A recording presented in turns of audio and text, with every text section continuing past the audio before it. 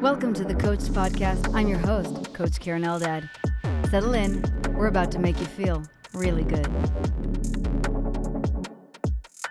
Hi, everyone. Welcome back to the Coached Podcast and the Coaching Masters season. I'm your host, Coach Keren Eldad. This season is called Coaching Masters because it's about those who don't just teach from expertise, but who teach from learned experience. People who've walked through the fire and emerged with wisdom that can light the way for others. Today, our first guest is Miss Christy Nault. Christy is a root cause health practitioner and educator, a breathwork facilitator, a plant medicine guide, and the founder of Microflow, one of the most innovative microdosing supplement brands in wellness today.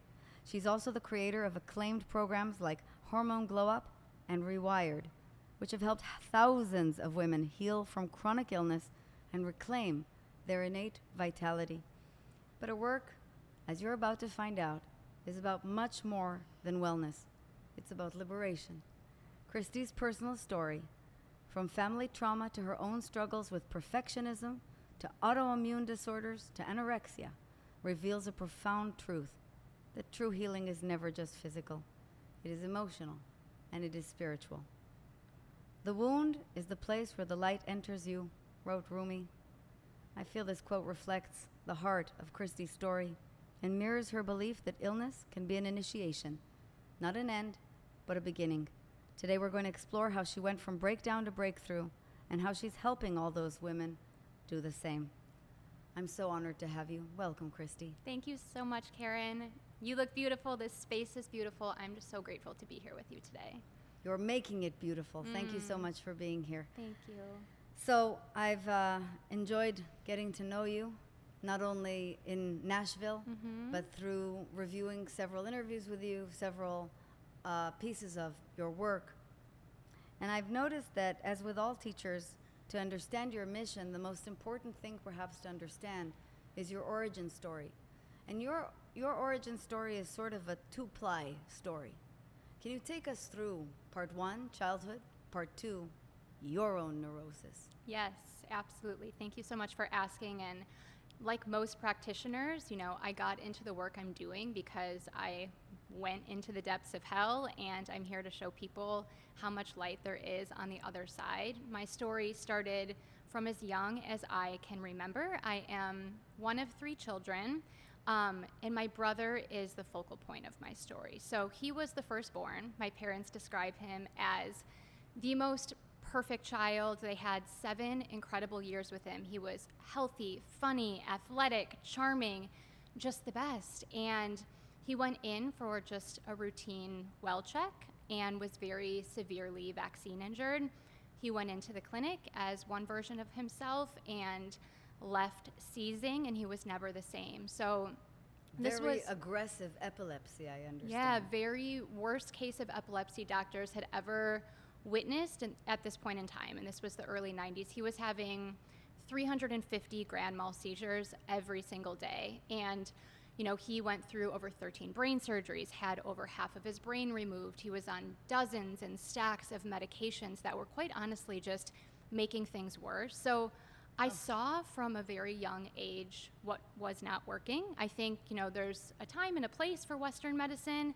In emergency situations, I think it can be life-saving and great, but my body always knew at a very young age, when I did not have the words for it yet, that what he was going through and what my family was going through was, there's a different way. So for me, my nervous system was developing in this environment, and of parents being freaked out. And exactly. I had young parents, and they were just advocating so hard to keep their child alive. And for me, I'm just like, I want to be as perfect as possible, the best little girl as possible, so they have nothing else to worry about. So I developed, just like this debilitating, suffocating form of perfectionism from such a young age. Straight A+++, striving elite athlete, so focused on beauty and body, and that really developed into severe eating disorders at a very young age. And it was rough. And I also was reflecting on this in a recent podcast interview. I saw my mom just advocate so hard for my brother. We didn't have the internet at that time, so she'd go to the library, do all the research, bring it back to his team of doctors, and just get shut down. And I realized like how I lost my voice in a young age, because when my mom brought some alternative therapies to one of my brother's teams of doctors when he was young, instead they turned around and diagnosed my mother with Munchausen by proxy, basically saying she's making this all up. They took my brother off all of his medications cold turkey one day because they basically thought my mom was loony, and he seized for 72 hours straight. And I think that blueprint within my nervous system was like, this is what happens when you use your voice for the truth. So it took so many years of unwinding the perfectionism and just showing up as my full authentic self. But essentially, there's so many layers to the story, but my brother passed away in 2015, which, this morning, Keren, I was reflecting, today is the 10-year death anniversary of my brother. So it's a really tender moment, and it feels really special to be here with you today, just sharing all of this. But I had been working in the healing space when my brother passed away. I had the perfect diet. I was meditating, reading all the books. I was a personal trainer right out of college, exercising. Like, I was the epitome of health, the healthiest of all my friends, but I was starting to struggle with my hormones and my gut. But when he passed away, it sent me into a tailspin. Within weeks, I had a diagnosis of endometriosis, chronic Lyme, several autoimmune conditions, mast cell activation syndrome. Wow. And it was so very clear to me what unprocessed emotions and wounding and trauma can do to our physical Absolutely. health, Disease, and yes. and that's what really helped me reformulate everything I do today. And I have completely healed every single layer of illness. I don't have any of those conditions anymore. So truly, my message to everyone out there is, when we're told there is no cure, it just means there's not a pill to fix it right now. But when we get to the physical, emotional, and spiritual roots of why we became ill in the first place, healing truly is always available, and it's always going to be a multi-dimensional approach. The first thing I want to say is, I'm so sorry for your loss, and may his memory be a blessing. Thank you. We're honoring him today. Yeah, we really are.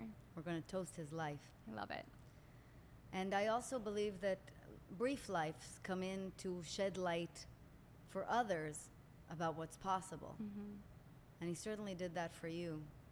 The second is, it's a very powerful message. Eckhart Tolle always says, no suffering, no enlightenment. Yeah. And it's only through the embracing of the suffering and the willingness to go through it and to read through it that we can actually evolve.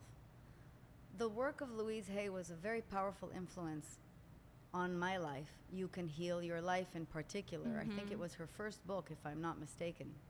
She famously healed herself of uterine cancer following severe trauma in her childhood, which then literally gets stored in the body and turns into disease. About 6 years ago, my mom was diagnosed with stage 4 melanoma, and doctors do what they do. Mm-hmm. I have no qualms with them whatsoever, but they immediately say things like, the prognosis is that you can probably do this, and you have a 13% chance. They literally use the term, the number, 13% chance of surviving this. And I went, hey, Mom, you sure? What if it's not 13%? What if it's 87? Right. Well, and it's when we accept that, Yeah.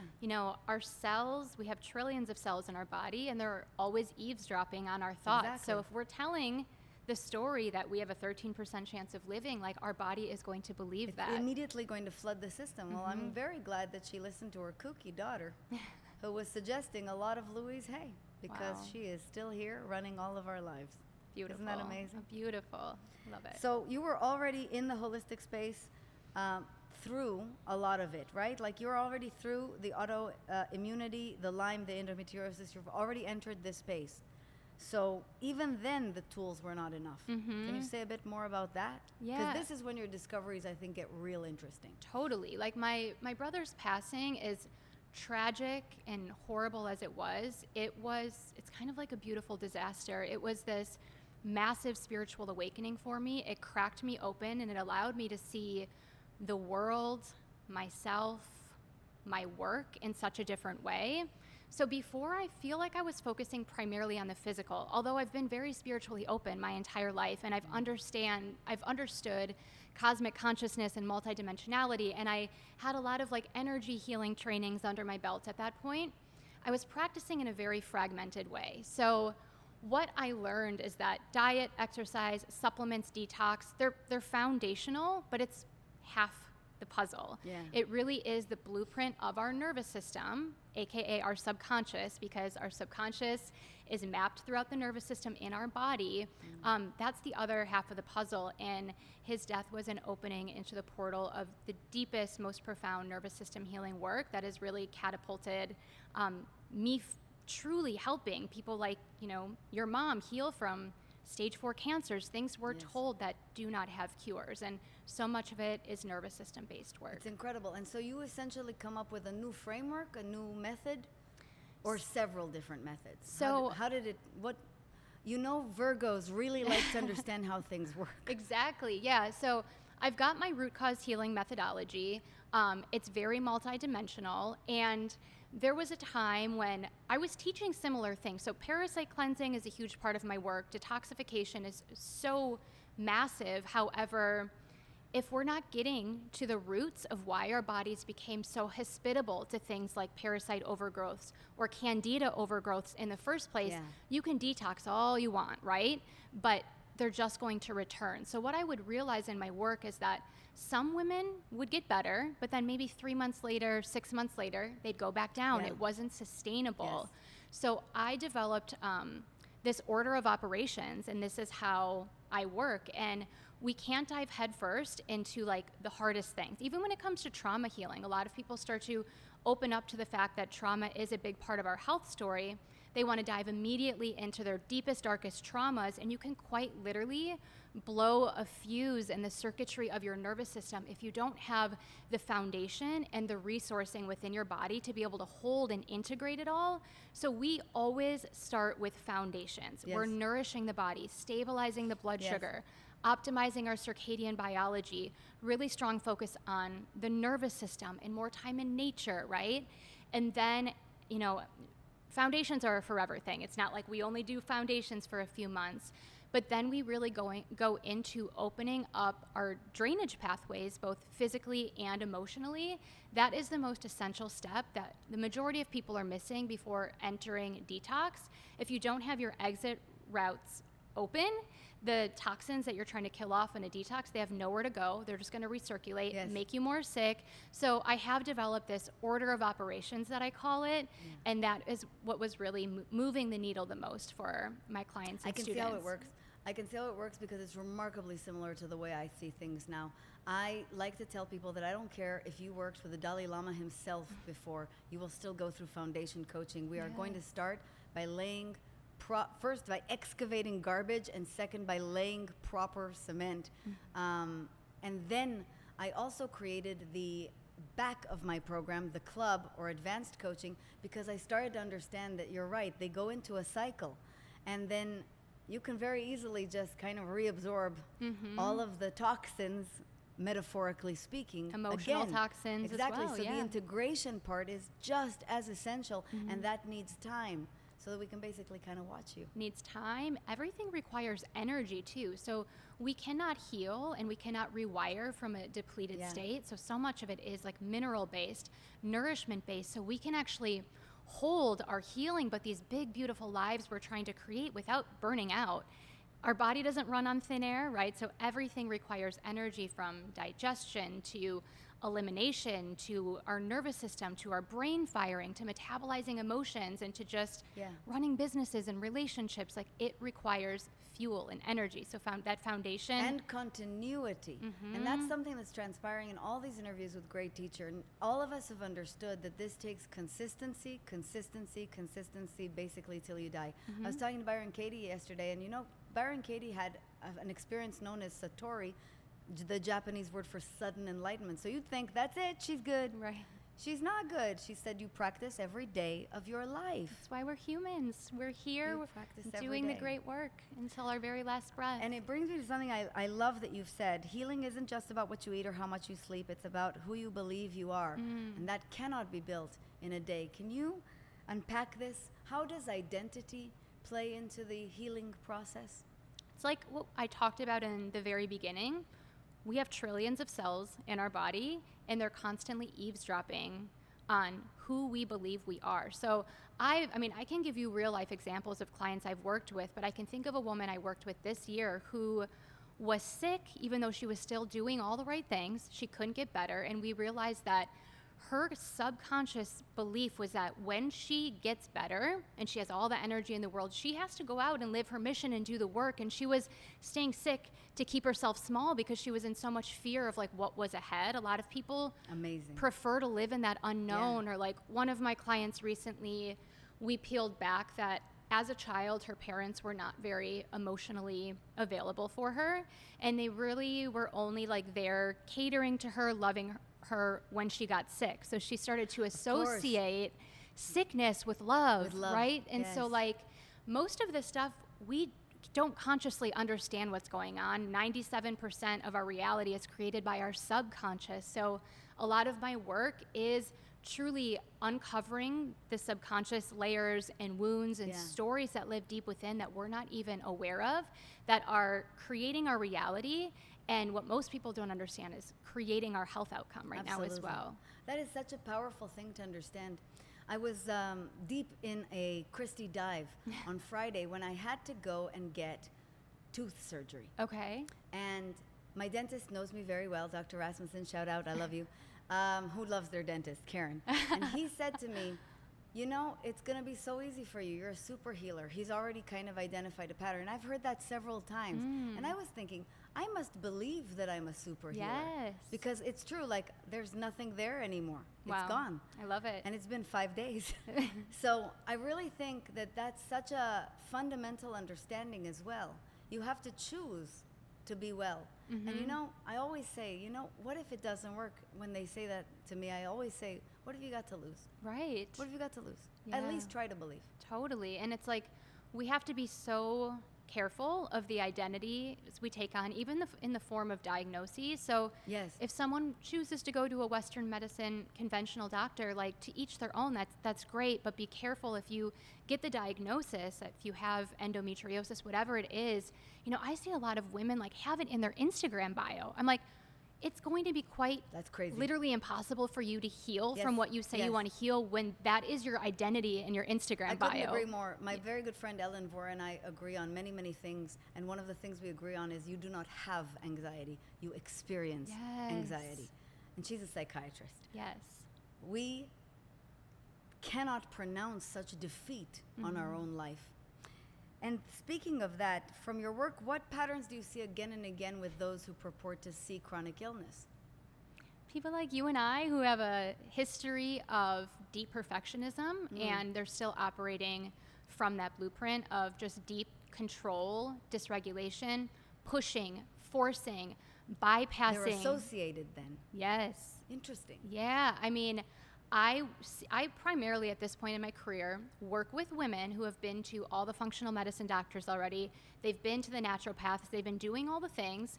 And they come to me and they're like, I'm doing everything right. And we start to uncover it's not just what you're doing, but the energy behind it. And if people are basically projecting their trauma of how they've gone through their life in like the perfectionism and pushing and basically living in a very type A, overly masculine driven state, and you're projecting that onto your healing journey of, I have to do every single thing perfectly. And, you know, of course we want to avoid as many toxins as possible and eat as healthy as possible, but the fear and the control over our environment of toxins is just as toxic as the toxins themselves. So the most chronically ill women I work with are the ones who are just in that type A pattern. It's so wild. Interesting that you say. First, I never drew the connection, but every time I run a retreat, about 20 people, you should see the size of the list of dietary requirements that we get in advance, which is why, by the way, I host them again and again at the same places because I know they can accommodate all the dietary restrictions. I used to think it was just, you know, people from LA. It's not. It's all over the place, and it is associated with type A. That's super interesting. How do you get to that root cause? Is it they start to basically give themselves away? So when it comes to root cause healing, there are three things that basically are at the root of everything. There's depletion, dysregulation, and deep-rooted toxicity. So they're exhausted. Yes, they're so burned out. Their system, I mean, as women, we've been conditioned from such a young age to restrict what we're eating. And we, a lot of us went on thinking that 1,200 calories a day, literally the caloric recommendation for a toddler, a 2-year-old, was the most desired nutrition, right? So Christy, I was a teenager in the 90s. Technically, it was 900 yeah, calories or 400 for me. Yeah, exactly. Yeah. I know. And so we are just depleted from decades. It's not just what we're doing right now. We have to look at our history, and then a lot of those of us who have been living in this like hyper-driven state, that's stress, that's perpetual stress, that's chronic stress. Stress burns through minerals, right? So we are just so depleted, and then when our body's depleted, it accumulates more toxicity. We don't have the energy to regulate our nervous system. A lot of these people who are these perfectionists, control freaks, we can call them, right? We love Former them. versions We of say it us. with love. Yes. That's a form of survival. Yeah. That is survival. So your body, the absolute last thing your body is thinking about when you're in a perpetual state of survival is digesting your food or growing your hair or producing hormones, right? Like your body's just trying to keep you alive. Yeah. So people are burned out, depleted. I tell you, and it affects everything. I see it particularly, of course, in the realm of fertility. And you're right. You can basically start to spot that. Yes. Which, that brings me to talking a little bit more about the solution and the unusual solutions that you employ. For me, one of the ways you help is through Microflow, and that, of course, is microdosing, which is super trendy right now, and I'm sorry to tell you, know nothing about. Okay. So I'd really love to understand how this is a path to emotional release and to nervous system repair. How does this work? And I think more importantly, because I associate it, thanks to what I've read, with severe trauma or PTSD, how would it work with normal people like me? Totally. I mean, microdosing. And I'm calling myself normal humbly. Yeah. Microdosing, for those who are unfamiliar, when I'm talking about microdosing, I'm referring to psilocybin, so magic mushrooms. And I like to give some reference to like what I'm saying. This that is Michael Pollan has massively popularized. Yes, absolutely. We're talking sub-perceptual dose. I like to call them sober doses. So this is for working mothers. Like, you can drive, you can work, you can live your everyday life, you can parent and not be disassociated or escape from your body. It brings you into deeper clarity and presence and connection. So essentially what is happening when we're microdosing, there's a few things. Number one, the psilocybin is softening our default mode network, which is essentially our brain on that autopilot. So I always like to say the nervous system is wired for one thing and one thing only, which is safety. But safety to the nervous system just means what's familiar. So our system is constantly seeking familiarity, doesn't really care about our goals, dreams, aspirations, desires, right? Consciously, we can stand in front of the mirror and do our positive affirmations, but subconsciously our body doesn't believe that, right? So the microdosing quiets that default mode network and ignites something called neurogenesis. So the formation of new healthy neural networks all throughout our brain and nervous system. And when we pair it, this isn't a quick fix. So it's receptivity to change, to new information, to expansion. Absolutely, and much quicker. A lot of people will sit in therapy for 10 years and just rehash the past. That's not changing and rewriting our cellular narrative and recreating the future. So this medicine is it's very coaching-y. It's gateway to the subconscious. And I always like to tell people, you can't heal what you're unaware of. These stories that I was telling you about of women that I've helped uncover, like associating illness with love, right? Or the fear of becoming healthy is like, I'm too afraid of what I have to then go out and create. We uncover this through microdosing work and getting into those subconscious stories that we're telling ourselves. So it is truly like the most profound thing I've ever come across for change. And most importantly, I like to tell people that psilocybin, when we're microdosing, it's an illuminator. So most people reach for microdosing for that illumination of creativity and just uplifted mood and mental health and connection and beauty. And that's great, and it absolutely helps you achieve that. But as an illuminator, it's also going to illuminate the shadow. It's going to make the unconscious conscious. It's going to bring the shadow to light, which is such a gift. It can be challenging, but we cannot heal what we're unaware of. So all of those stories that are creating our reality, it's like a direct avenue right into your own shit. What a delight. Yes, exactly. But it also creates this, with the neurogenesis, it creates capacity within the nervous system. So when things do bubble up to the surface, I like to see it as like looking at our own shit through rose-colored lenses, and it allows us to have a much more loving rather than judgmental view of what we're currently in. And I feel like, you know, that's where a lot of change can happen with more ease when we're not resisting and we're not shaming ourselves. As I'm hearing you say this, I'm remembering something that you said, which is you can't type A your way to wellness, or you can't type A your way out of something you type A your way into essentially. Exactly.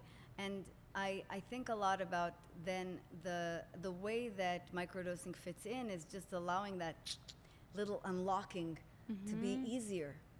Totally. Allowing you to chill, essentially. Yeah, it does. Out. It can take it can unlock you from this perpetual survival mode, and it doesn't always feel amazing right away. So for someone who has been living within stress chemistry and you're running and surviving on adrenaline and cortisol, that can feel like really high energy, even though it's not true energy, it's fake energy, right? So it's burnout energy. Exactly. And when our system starts to down-regulate a little bit, for some people for a few weeks, they feel really exhausted. And I'm like, it's not the medicine making you exhausted. It's showing you, once you're not running on stress hormones anymore, your true level of exhaustion, right? Or like when those emotions come up, if you feel grief, if you feel anger, I'm like, it's not the medicine creating those intense feelings. It's showing you what was already there that's been stewing and creating issues within. We've just been too busy to check it, to deal with it. So I love that you're saying this, because my process is, I am super intense, as I'm sure you can probably already surmise, and I think I'm quite focused.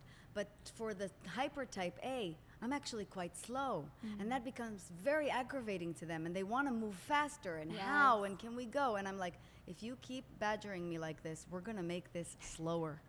We're actually going to purposefully chill you out even more. Then around the middle of the program, they begin to grieve. And at first I didn't understand why this was happening, and then I started to understand, of course, they've tapped into the real emotion. The emotion they were riding on, just so you all know what type A emotion is anger. And that anger and that stress has been moving you very, very fast until it finally reveals its true name. Grief. So true.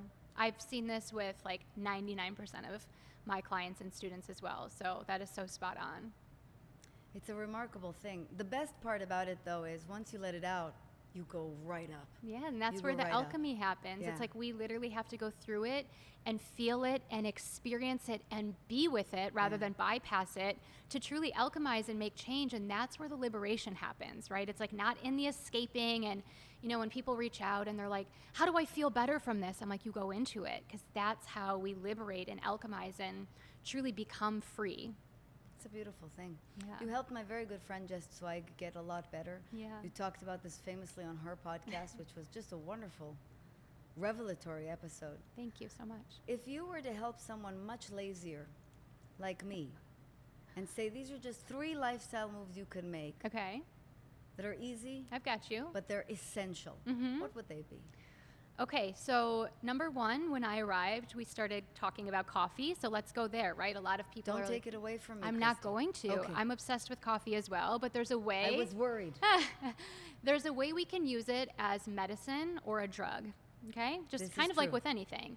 And first and foremost, do not have it on an empty stomach first thing in the morning. If you can wake up and have a really protein-forward, nutrient-dense breakfast first, then have your coffee, that's going to curb the cortisol spike that we could get. That's so interesting. Yeah. Just the other day, hilarious story, I ate a breakfast taco with eggs. Okay. And then I had my coffee. And I didn't have my usual, beginning of crash around the afternoon. Yeah, I mean, it's such a simple change. Like, breakfast first, caffeine should never be had on an empty stomach. We should hydrate, we should nourish, make sure we're getting protein in, and then have your coffee and enjoy it, because that joy and the things that bring you bliss, that's such an important part of healing as well. I wouldn't be having coffee, all day long past noon, but breakfast then coffee. Number 2 is getting our light environment correct. This is probably the most profound, important thing I could say today. So we are part of nature. We're no different than nature. And what's happening now is that all of the artificial light and the screens, it's like messing up our cortisol and our melatonin. So step outside for bright light first thing in the morning, direct sunlight in your eyes, no sunglasses, no glasses, no contacts. We want to embrace as much bright light, natural light, like outside from the sun during the day, and embrace darker night. So when you can, ditch the sunglasses, because I keep saying the same thing. We have trillions of cells in our body. They need to know what time it is in order for them to do the jobs they were designed to do. And that happens through our light signaling, and that happens by light going directly into our eyeballs, signaling to our brain, firing different gene expressions, hormones, enzyme reactions. That happens through our light. So more light during the day, and then after sunset, wear your blue blockers at night. I still work at night. I still like to watch TV at night. Right here. Me too. Yeah, the blue 5 blockers. o'clock, they go back on. Exactly. So there's simple things we can do. I change Interesting. some of the bulbs in my home. We don't use the bright overhead lights. Yes. At night, I have a couple red bulbs and lamps dimly light your home, but your light environment can truly make or break your healing. And then number 3, I would say most importantly, I mean, there's so many things I could say, but I talk a lot about detox, right? And that can get really complex. However, the most important detox is not putting the toxins in the first place. No. And I feel like for women and humans in general, the one place we could start that's pretty simple is with fragrance. So eliminating perfume, fragrant candles in your home. That one word fragrance can contain up to 4,000 endocrine disrupting carcinogenic chemicals. 4,000 chemicals in one word.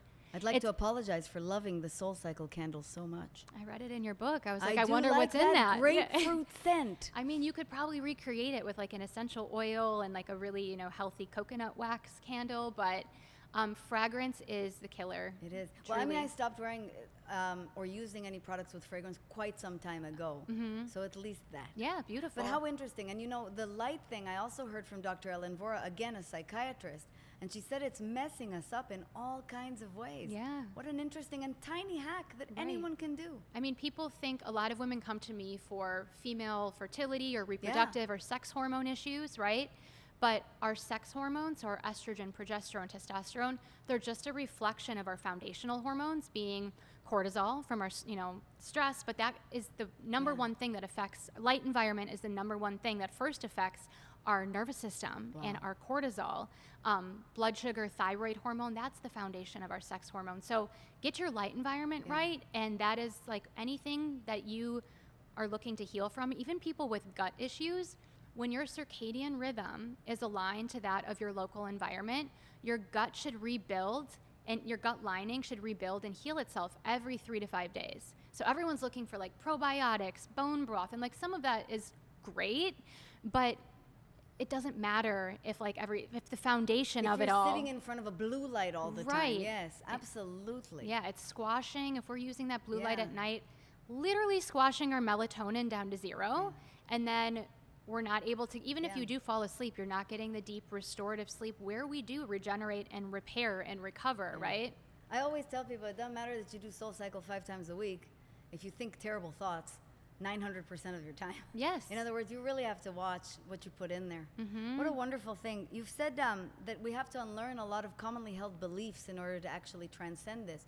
Can you expose some of these other than you should eat only 1,200 calories a day, which, let's be honest, was banana pants? Yeah, exactly.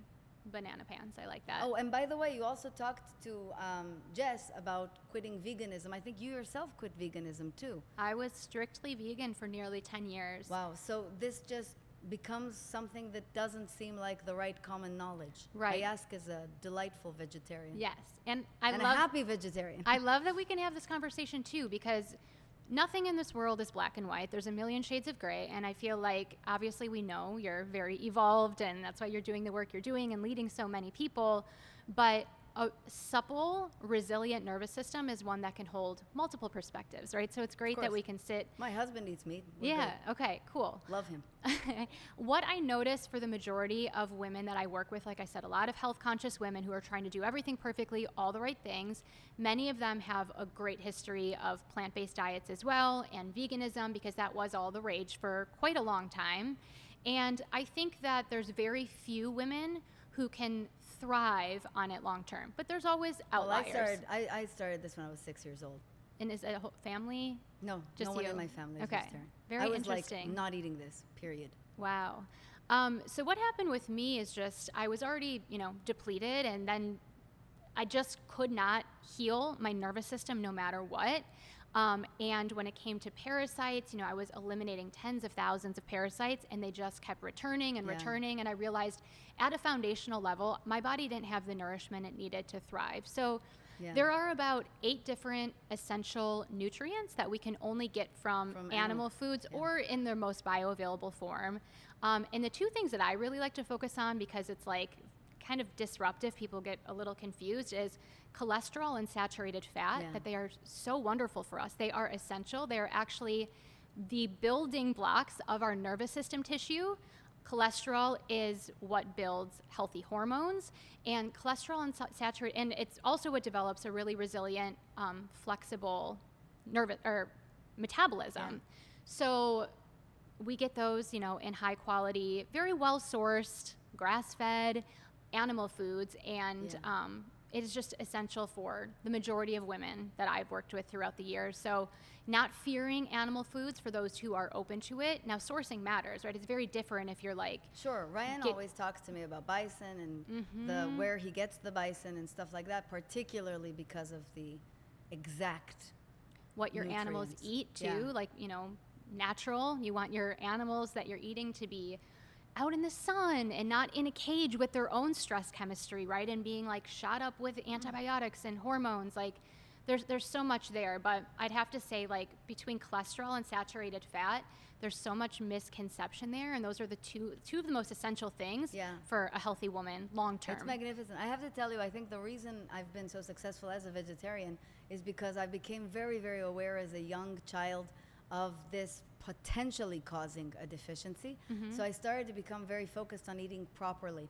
And that's so interesting because most people I know who are vegetarians eat very poorly because the default is, let's just have a lot of pasta with cheese and snacks. This is not it. And so it's really made me focused on figuring out how to supplement as best I can.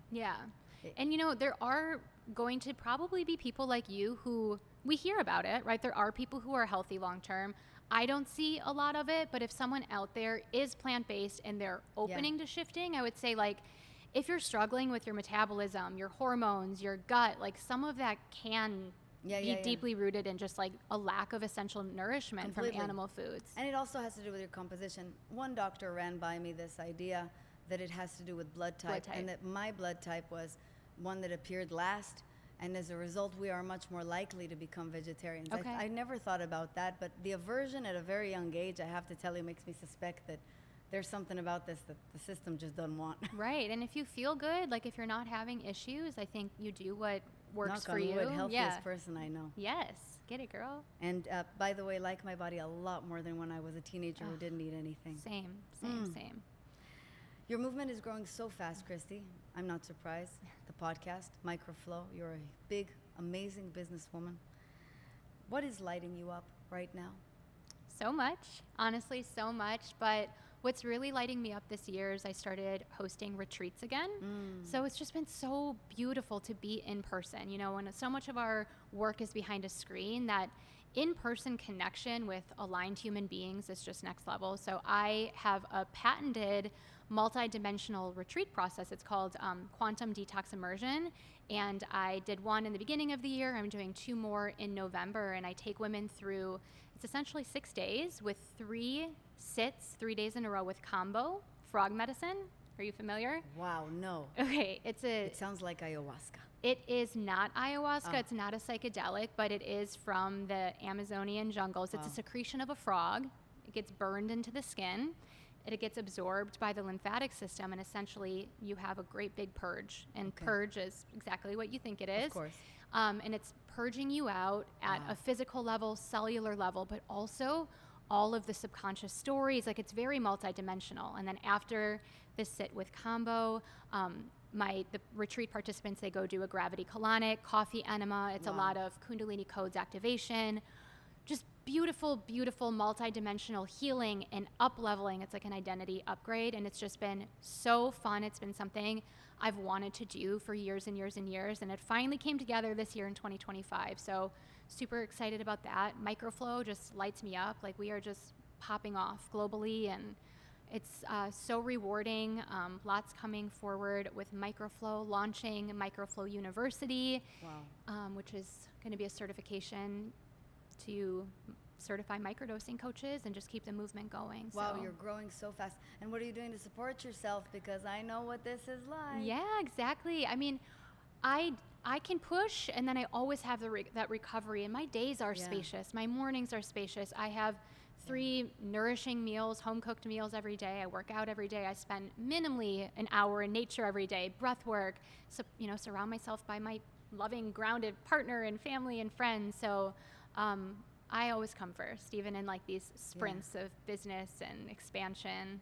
This makes me so happy because it's come up again and again and again. We are balanced people, because otherwise we would be dead at this pace. And I think that's magnificent. I also know firsthand, perhaps this has also been your experience, that perfectionism doesn't quite die, it integrates. Yes. In other words, we have, unfortunately, I always say I'm probably going to die a workaholic to a certain extent. I've just really learned to live with it and to curb it and to balance it. Same. The best thing I've done, of course, has been marrying the right kind of partner. Same. How important has that been to you?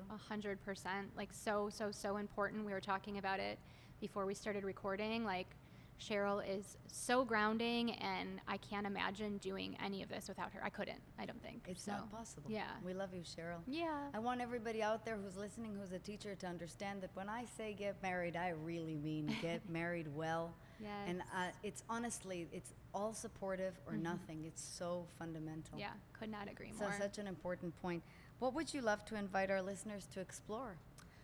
In the realm of like my work or just Yes. healing work. Yeah. I mean, I'm most active on Instagram. That's where I like to show up in my most unapologetic, disruptor. People call me the angelic disruptor because it does come from a true place of like love and care and impact. And but Instagram, I am launching, like you said, a podcast this summer.